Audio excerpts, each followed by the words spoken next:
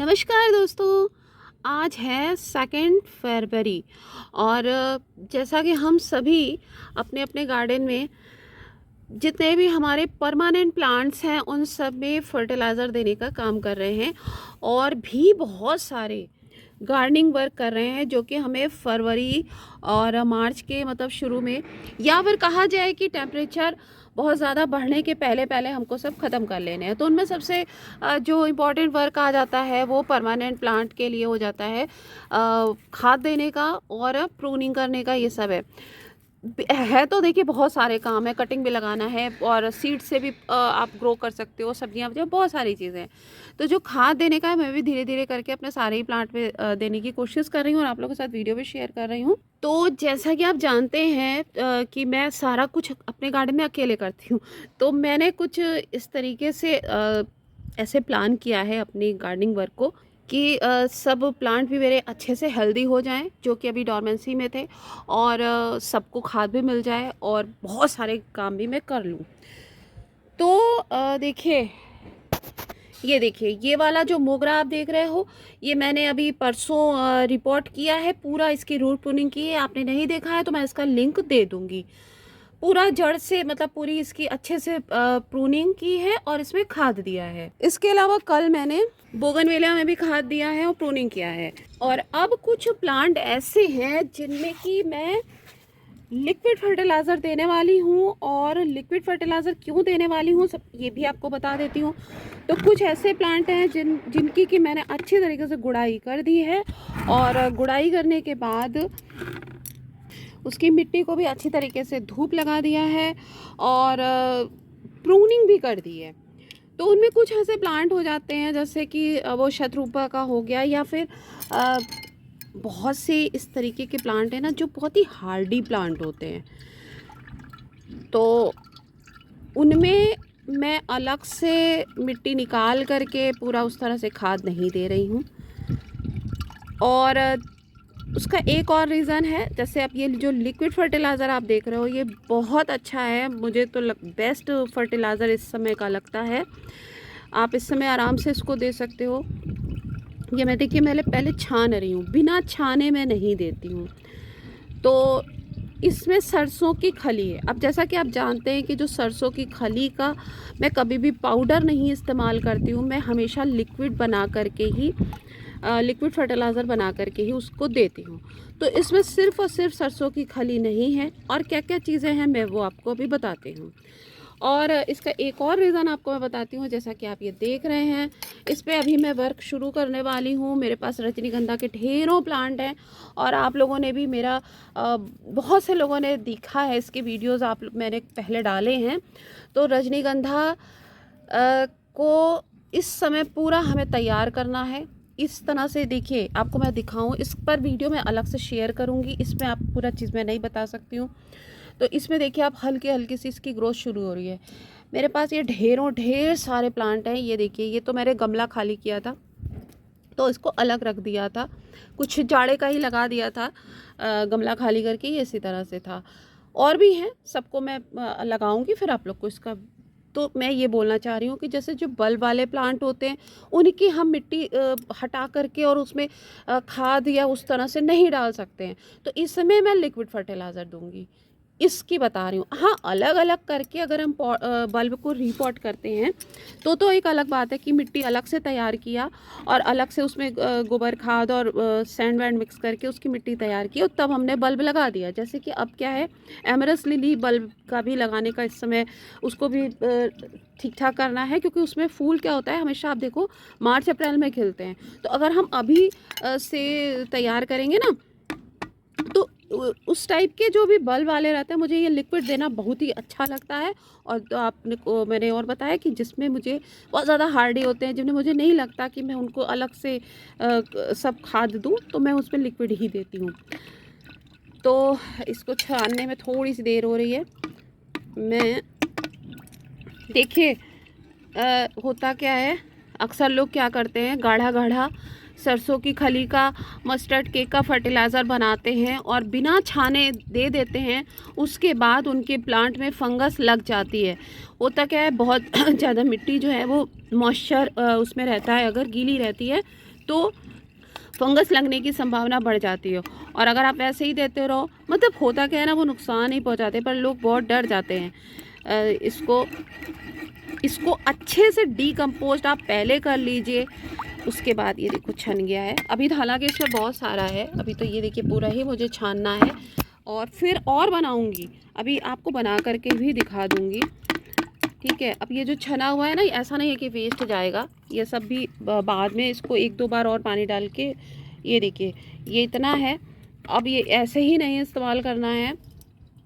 तो ये देखिए ये वाला जो है सुंदर सा मग, इसकी आप सुंदरता देख के बिल्कुल अभिभूत हो जाएंगे, भाव विभोर हो जाएंगे।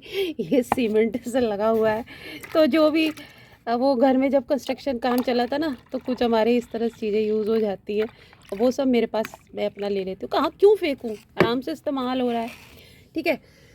तो एक मग ये हो गया, एक मग मेरा ये वाला फर्टिलाइज़र हो गया। अब इससे कम से कम 6 गुना 7 गुना 8 गुना पानी इसमें हमको ज़्यादा ऐड करना होगा, ठीक है।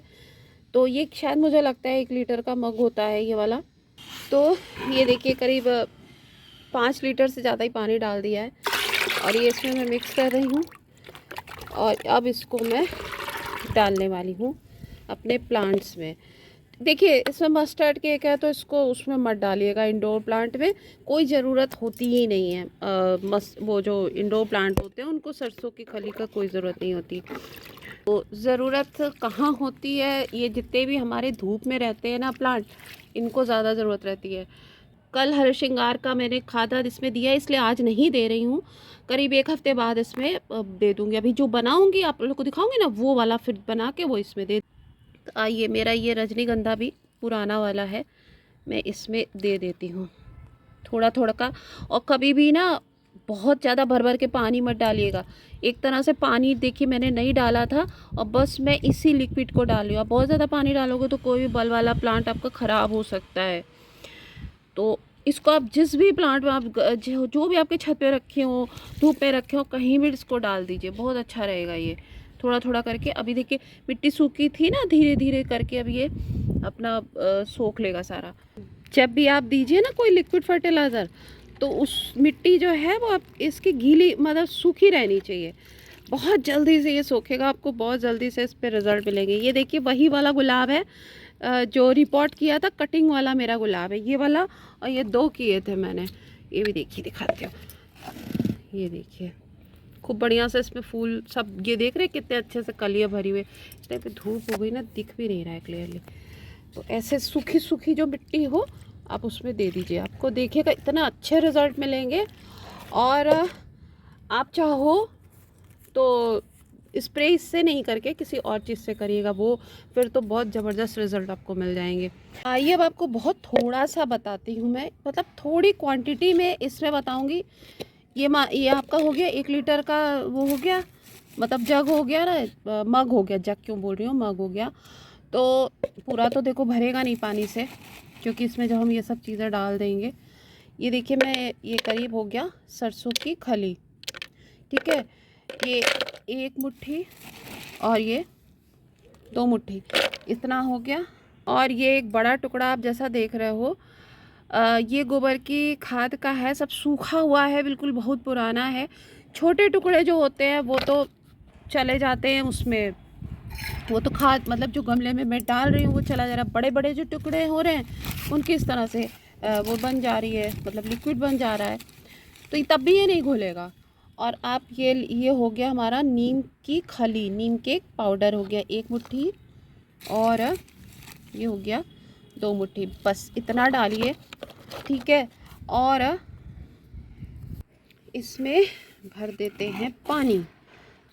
तो आप चाहे तो किसी बड़े उसमें भी डाल सकते हैं, इसको भर सकते हैं। मैं आपको जैसे कि इस तरह से कोई ले लीजिए, उसमें आप डाल दीजिए और थोड़ा इसको रख दीजिए आप 4-5 दिन, 4-5 दिन तो नहीं, खैर 3 दिन के बाद आप इसको इस्तेमाल कर सकते हैं। ये अच्छे से डिकम्पोज हो जाएगा, बाकी चीज़ें तो हो जाएंगी, कोई दिक्कत नहीं है। थोड़ा सरसों की खली को और हो जाने दीजिए, और 3 दिन के बाद अपना इसको आप बिल्कुल छान करके, अच्छा कैसे इस्तेमाल करना है, जितना ये लिया है, जितना ये बन रहा है, उसका 10 गुना पानी लीजिएगा, 10 टाइम, मतलब जितना ये 1 मग में ये हुआ, अभी हम थोड़ा, ये पानी तो कम ही है, ये देखिए, है ना। तो आप 8 मग पानी या 10 मग पानी मिक्स करके और फिर आप उसको छान के तभी इस्तेमाल करिएगा, बिना छाने मत करिएगा। और अच्छे से इसको ना मिक्स कर लीजिएगा, क्योंकि ये नीचे सब ऐसे वो हो जाता है, ये देखिए सब सूखा है ना। तो इस तरह से करिए और आपका काम, मतलब हर तरीके से गार्डनिंग करिए। अब सारे के सारे, ये नहीं है कि सब में ऐसे करने लगेंगे ना, तब तो हो चुका। एक एक को निकाल के, गुड़ाई तो देखो करना ही करना है, गुड़ाई किए बिना नहीं काम चलेगा। ये अभी देखिए सूखी है ये नीम खली, अब ये थोड़ा सा वो हो जाएगी। और ये सब बहुत जल्दी, लिक्विड चीज़ें बहुत जल्दी काम करती हैं। और इसमें जो बड़े टुकड़े बच जाते हैं ना, वो आप चाहें तो अपने किसी उसमें खाद में, जैसे आप खाद मिक्स कर रहे हैं, डाल रहे हैं, उसमें डाल दीजिए। तो गार्डन में ना मेरा कई ये ग्रो बैग भी साथ के साथ भरने का कार्यक्रम चल रहा है, खाद भी बन रही है, किचन वेस्ट भी ला ला के मैं सब इसमें भर रही हूँ, ये भी हो रहा है, प्लस जो भी कोई ऐसा पौधा लग रहा है कि वो हो रहा है, मतलब कई चीज़ें इस टाइम एक साथ चल रही हैं। चलिए दोस्तों, ठीक लगा हो वीडियो तो लाइक करिएगा। मिलती हूँ मैं आपसे फिर से किसी इन्फॉर्मेटिव वीडियो के साथ। और चैनल पे पहली बार आए हो तो सब्सक्राइब भी कर लीजिएगा, ऐसे ही सिंपल सिंपल से वीडियोस के लिए और गार्डनिंग के लिए। Thank you. ये देखिए स्ट्रॉबेरी भी आने लगी, इसको भी तो करा था ना रिपोर्ट। ये देखिए स्ट्रॉबेरी जो है, बस ये है कि तेज़ धूप से ही बचाना है अब इसको। कहाँ धूप नहीं निकल रही, धूप नहीं निकल रही है, हो रहा था, और अब इतनी तेज़ धूप निकलने लगी।